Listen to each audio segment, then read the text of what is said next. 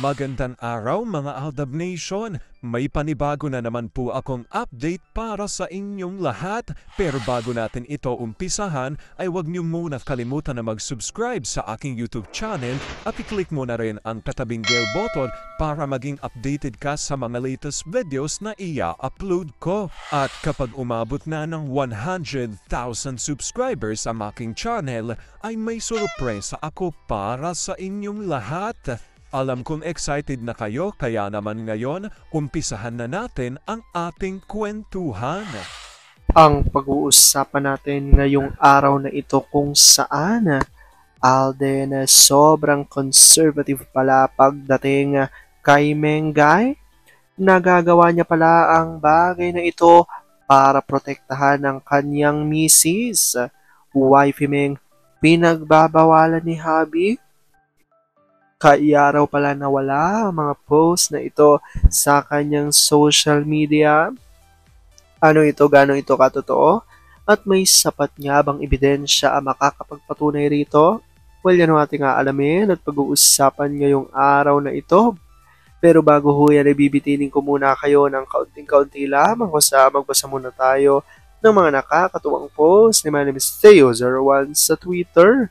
Kaya naman wag na natin patagalin pa, sabi niya sa kanyang tweet, mapang-akit din tong si Eme. Yung katatapos nga lang nilang magano. Tapos paglabas niya ng banyo, tatawagin pa ang mister para ipasabit yung hook ng bra niya.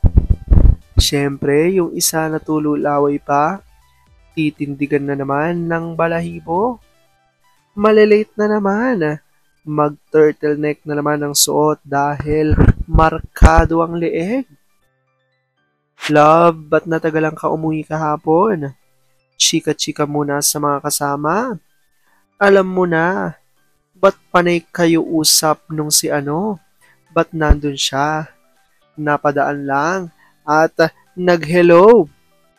Enjoy ka naman. Inaano ka ba? Hindi ka aalis ngayon. Tinopak yan, dito ka lang. Abstain ka lang kagabi, kaya ganyan ka na agad. Now I know na mas lalala pa pala ang pagiging seloso ni Mister pag nasa bahay lang siya at nasa work na ang misis. Parang sinisilihan na yung puwet. Hindi mapakali at panay busy sa misis. Ang daming drama porket masama daw ang pakiramdam niya. Hindi raw siya makaidlip. Binibaby naman agad nung isa at nagmamadaling umuwi. Alam kong tuwan-tuwa kayo sa ating binasa pero may pag-uusapan na natin ang ating main topic. Oops! Wait lang, saglit lang to. May ipapaalala lang ako para sa mga bago pa lang sa aking channel. Huwag niyong kalimutan na mag-subscribe sa aking YouTube channel at i-click nyo na rin ang notification bell para lagi kayong updated sa mga latest videos na i-upload ko at para maging parte na rin kayo ng aking Fanatics channel family. Well, alam pong super excited na kayo sa ating kwentuhan, kaya naman dumako na tayo sa ating main topic. Gaano nga ba katotoo na si Alden ay sobrang conservative raw pala pagdating kay Mengay? Nagagawa niya pala ang bagay na ito upang protektahan ang kanyang misis? Wifey Meng, pinagbabawalan ni Habi sa bagay na ito? Kaya pala nawala ang mga post na ito sa social media? Ano nga ba ito? Gaano ito katotoo at may sapat nga bang ebidensya makakapagpatunay rito? Well, yan ang ating aalamin at pag-uusapan ngayong araw na ito. Alam kong super excited na kayong malaman niya kaya naman wag na natin patagalin pa. Unang-una na nga muna galing sa tweet ni Vampire 2019 at ayon sa kanya, ito namang si Boy Binundat ayaw din tumigil ng kakasali sa Sarsuela. Bakit may nanonood pa rin ng show ni Bundat? Halos lahat naman dyan ay fake news. Open secret sa Philippine showbiz na 2016 pa lang mag-asawa na si Alden at Meng. Sa mga anak naman, I'm not sure kung alam nila. Showbiz Mafia kung ilan na ang anak ng Maychard, Aldab natin. Kung si Alden at Meng never nila nga aminin na may anak na sila, yan ang pinakabawal sa lahat ng bawal. Bakit until now, bawal pa din? Kung lumabas ang totoo tungkol sa Zarzuela na to, ako kaya ang kayang gawing paliwanag ng mga Mendoza? Sasabihin nila na nagka-amnesia silang lahat? Maibabalik pa ba ang nawala sa kanila? Kung kinarma man sila, deserve naman. Sagot ni Beth Jimenez, I believe kasasawaan din ng tao yan ng Z. Mga maski ang OSF nila, huwag nilang sabihin na walang ordinary people na nakakakita ng mag-asawang Aldab. Yung neighbors nila sa school ng mga anak, Aldab pa rin. Sagot ni Olive Kanayama, ang nagpapasama talaga sa mundo ng showbiz maging sa ibang bansa ay itong mga vicious, arrogant, pathetic, greedy liars na silang nagmamanipulate sa buhay ng mga artista. Kaya yung iba, kahit na sa peak ang career at nagpakamatay because of depression.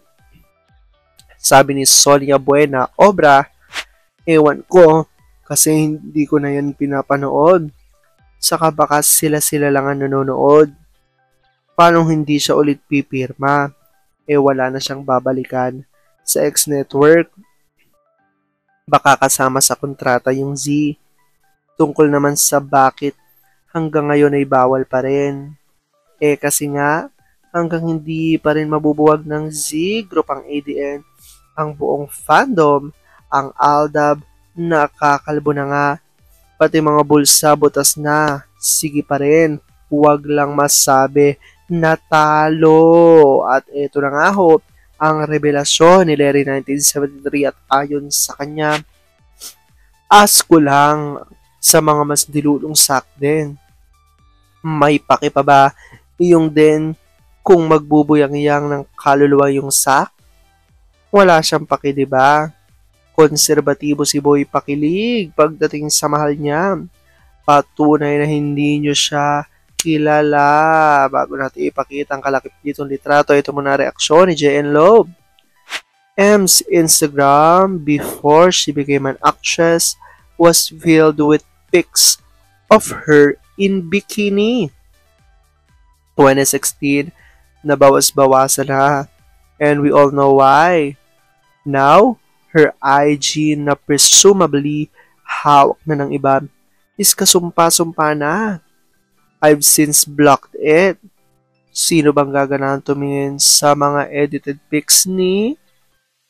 At eto nga ho ang tinutukoy nilang litratong kalakip dito sa post ni Larry. Kung sa makikita nyo dito na nakasulat na Alden be like, itago mo yan.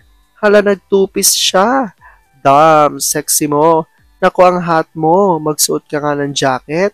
Bibi, uwi ka, yari ka sa akin. Asawa ko yan. At kalaki pa litrato ni na Alden at Meng dito. At ang tinutukoy nga nila dito, ngayon nga sa maraming mga Aldab Nation, nung panahon nga na si Mengay ay sumisikat pala, katago-umpisa pa lang sa showbiz as si Yaya Dab, ay syempre, maraming mga netizens ang curious at talagang inusisa ang mga social media ni Mengay at nakita nga doon especially sa kanyang Instagram at Twitter na marami nga siyang mga bikini photos, 'di ba? Kapag siya ay nag-out of town. And nung nga daw panahon ng 2016 kung saan nagsimula nga daw di umano ang pag-iibigan ni Alden at Meng, ay tila unti-unting nawala ang mga litratong ganito ni Mengay. Kaya ayon sa mga Aldab Nation ay tila siguro pinagbabawalan niya ito ng kanyang hubby Alden, knowing na sobrang conservative nga raw ni Alden.